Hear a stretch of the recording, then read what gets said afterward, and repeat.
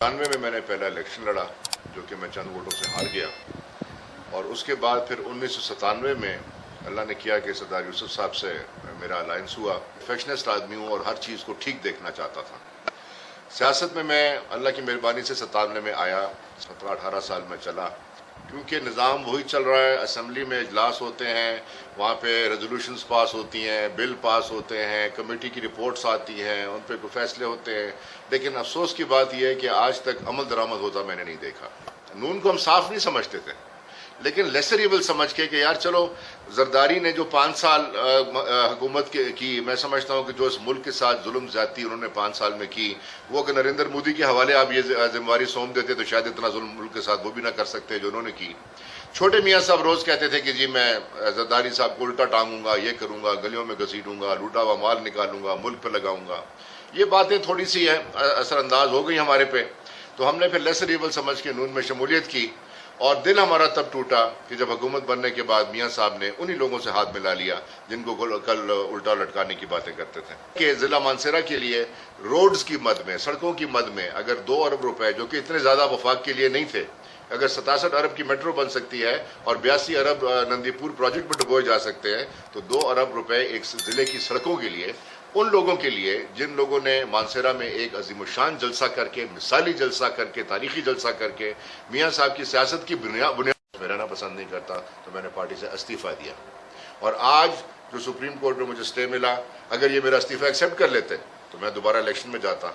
लेकिन इन्होंने मुझे कहा कि तुम्हारा इस्तीफ़ा जो है वो मेलाफाइडी है, वो वॉइड एब इनिशियो है।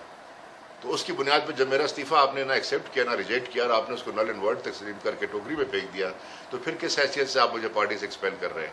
आर्टिकल 63A के तहत नून के साथ मजबूर हूँ, क्योंकि मैं उसके टिकट पर इलेक्शन लड़ा हुआ हूँ, लेकिन इंशाअल्लाह खान का साथ दूंगा और तब्दीली में खान के शाना बशाना खड़ा हूँगा इंशाअल्लाह। मुकाबला सरदार यूसुफ साहब से नहीं होगा, मेरा मुकाबला नून लीग और स्टेटस को की पार्टियों के साथ। अगर न कर सके तो फिर मैं समझता हूँ मुझे सियासत छोड़ देनी चाहिए, क्योंकि मैं सीटों के लिए, ओहदों के लिए, वजारतों के लिए सियासत नहीं करता।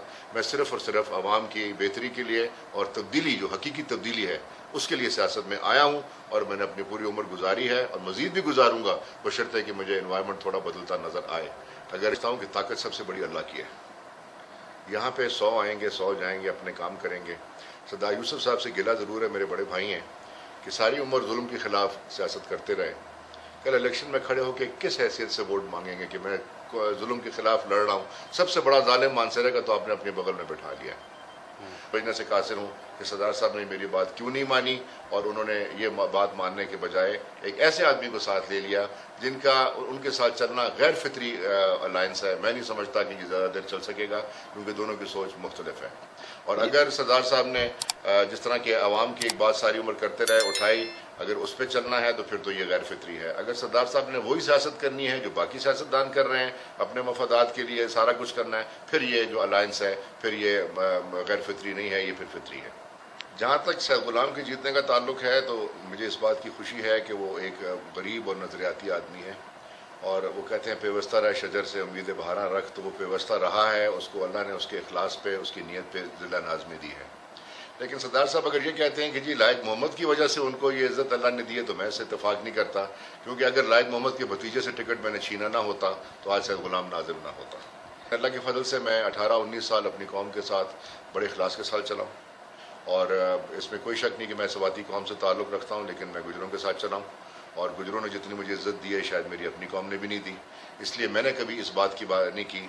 मुझे हमेशा ये लम्हा फ़िक्रिया रहा है कि जी कोई कहता है कि मैं बलोची हूँ, कोई कहता है मैं सिंधी हूँ, कोई कहता है मैं पठान हूँ, कोई कहता है मैं पंजाबी हूँ, कोई यहाँ पे आ जाए तो कहता है मैं सवाती हूँ, कोई कहता है मैं गुजर हूँ, कोई कहता है सवाती। बाला जितनी भी कौमें हैं सब अपनी कौमों से, मुझे अफसोस इस बात का होता है, मैं उनसे सवाल ये पूछता हूँ कि आया इनमें से कोई पाकिस्तानी भी है कि नहीं है? इत्तेफाक और हमारा इत्तेहाद मांगता है, और जिस दिन हमारा इत्तेफाक इत्तेहाद हो गया तो ये अमली तौर पर तब्दीली सामने आएगी। जब तक ये सियासतदान हमें कौमियत पे, जनबे पे, बरादरी पे लड़ाते रहेंगे आपस में, ये मुल्क कभी अपनी मंजिल को नहीं पहुँच सकेगा। मैंने तो भी बड़ी वजाहत से बताया कि मैं सियासत सिर्फ आवाम के लिए और इस आवाम में इस माशरे में तब्दीली के लिए कर रहा हूँ। जुल्म के खिलाफ हमेशा तहफ़्फ़ुज़ दिया, हमेशा जालिम से बचाया, जालिम के गिरबान में हाथ डाला, गोली चलानी पड़ी वो भी चलाई, लेकिन मैंने अपने गरीब पे हाथ नहीं उठने दिया। इस हद तक मैं बहुत कामयाब गया हूँ।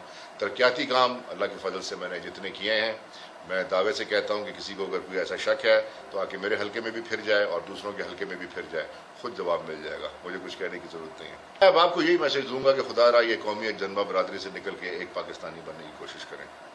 تعصب کسی بھی فرقہ واریت سے بالاتر ہو کر سیاست کو صرف انسانیت کی خدمت کے نام سے کی جائے۔ کیمرہ ٹیم کے ساتھ میر گلزار وقت